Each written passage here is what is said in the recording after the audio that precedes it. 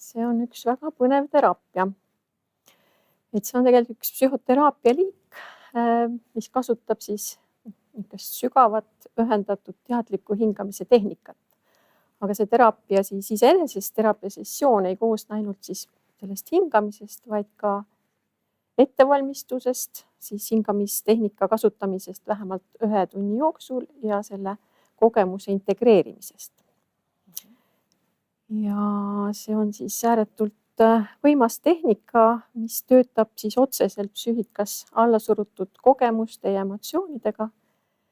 Ja just need allasurutud emotsioonid ja kogemused ja traumad tegelikult tekitavadki meil kehas ebamugavust, pingeid ja meeles ka masendust, ärevust, stressi ja kõikvõimalikku häireid.